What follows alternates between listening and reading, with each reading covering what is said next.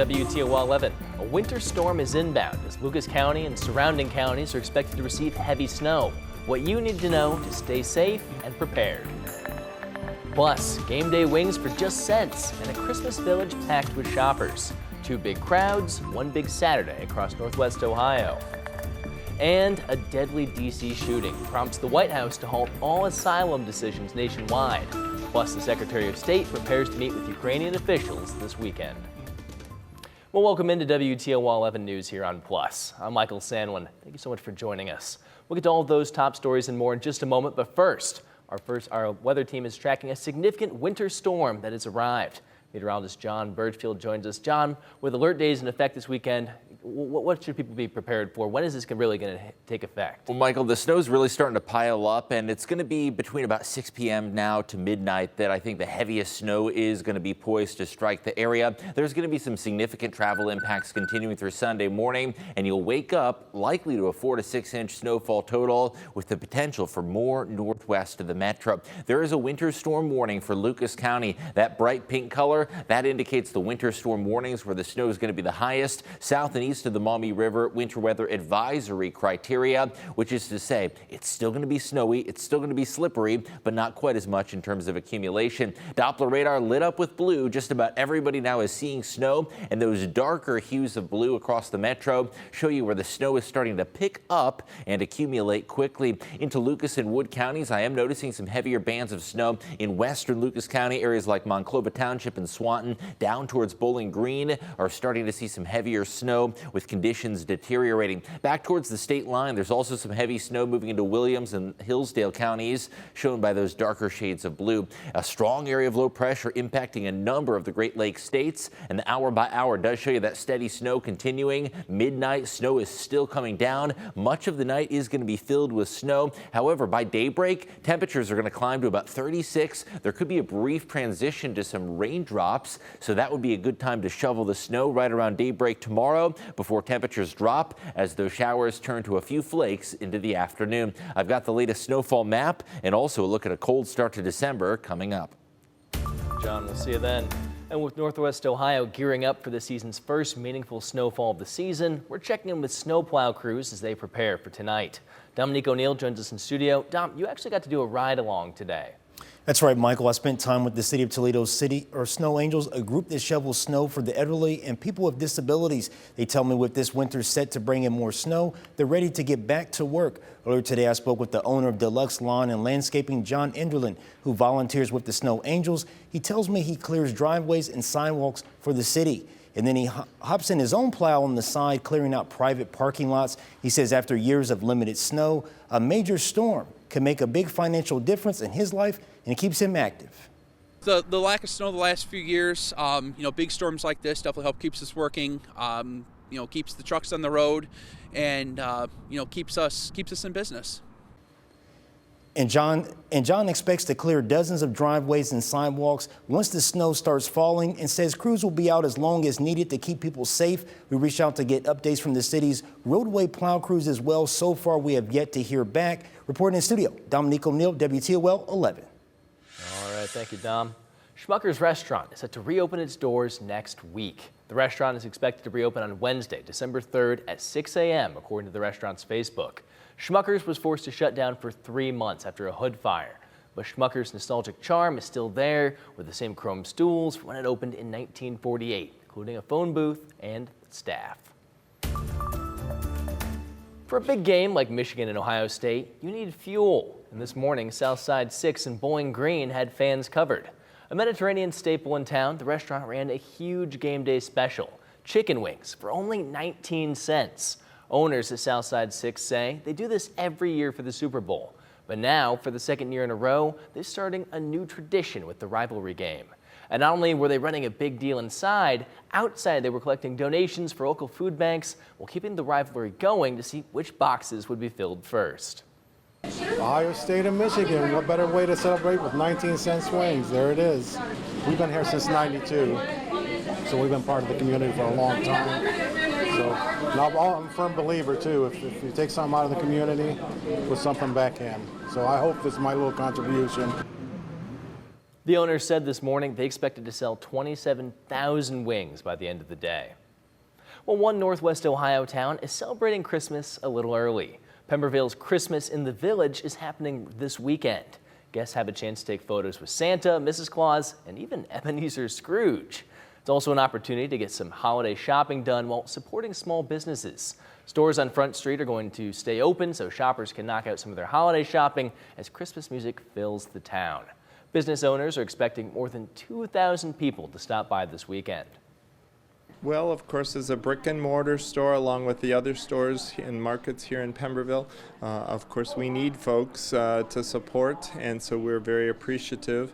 It's a great way to kind of kick off the holiday season. Christmas in the Village continues tomorrow at noon until 6. The tree lighting ceremony and the lighted parade are both tomorrow evening. The Trump administration is pausing all asylum decisions in the wake of the shooting of 2 members of the National Guard earlier this week. This comes as Secretary of State Marco Rubio prepares to meet with Ukrainian officials in Florida this weekend in an effort to bring the war between Russia and Ukraine to an end.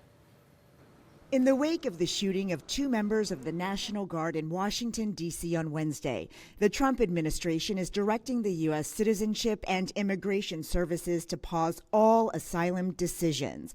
The president posted on Truth Social he will permanently pause migration from all third world countries to allow the U.S. system to fully recover.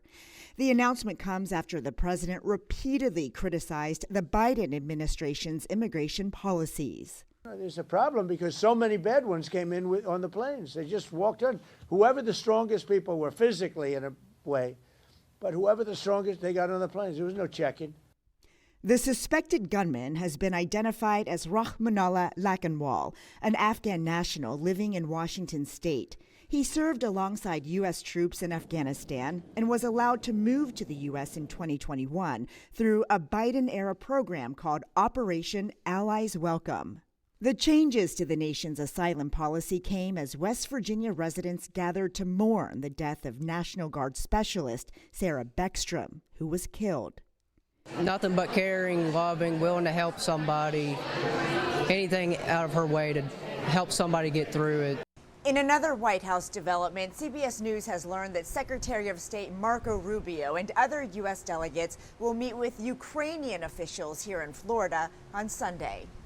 The meeting comes in the wake of a deadly Russian attack on the Ukrainian capital, Kyiv, on Saturday. President Trump had previously hoped to hammer out a deal to bring Russia's war with Ukraine to an end by Thanksgiving. Weijia Jiang, CBS News, West Palm Beach, Florida. The death toll in Gaza has now surpassed 70,000 people, according to the Palestinian Ministry of Health, as emergency workers continue recovering bodies. More than 600 bodies have been recovered from the rubble since the ceasefire went into effect 6 weeks ago, according to the ministry. Gaza's civil defense has estimated that some 10,000 Palestinians have still not been recovered and identified. Authorities in Gaza do not distinguish between civilians and Hamas fighters when reporting casualty figures. Additionally, Israel does not dispute that a significant number of Palestinian civilians have been killed in its war in Gaza. But it has long argued that figures from the health ministry are exaggerated and that Hamas uses civilians as, quote, human shields. Hi, I'm Jeff Smith. Coming up on the next Leading Edge, we tip it off with Toledo's own Glass City Wranglers. The city's basketball franchise is looking to build what the Mud Hens and Walleye already have. The executive director and assistant coach discussed the mission, the culture, and the devotion to our city. We're from the 419 area. I bleed Toledo, from east side, shout out to my O-Fibers over there. We're just, and I think if you're connected to the community connects back to you. Leading Edge drops Sunday on all WTOL 11 platforms, including the Leading Edge podcast on Spotify and Apple. Well, we've been telling you about it all show. A massive winter storm is crippling travel across the Midwest just as millions of people return home following the Thanksgiving holiday. More than 20 million people are under winter storm warnings. Hundreds of flights have been canceled as of Saturday at 10 a.m. Jen Sullivan has the latest on how this storm is impacting the nation. Crews in St. Louis out treating the roads as a massive winter storm slams the Midwest. Cars blanketed in snow. Still snowing pretty good up here. This St. Louisan showing just how slushy and treacherous the roads are even after being treated. Right now, we're fighting the storm. City officials say more than 30 crews were out Saturday clearing the streets and highways. This is a very unusually early snow. St. Louis could see up to 4 inches of snow by Sunday. About 95 miles north in Springfield, Illinois, a snow emergency was declared. Oh my God. More than 20 million people across the northern tier are under winter storm warning Saturday. Chicago could see up to 10 inches of snow.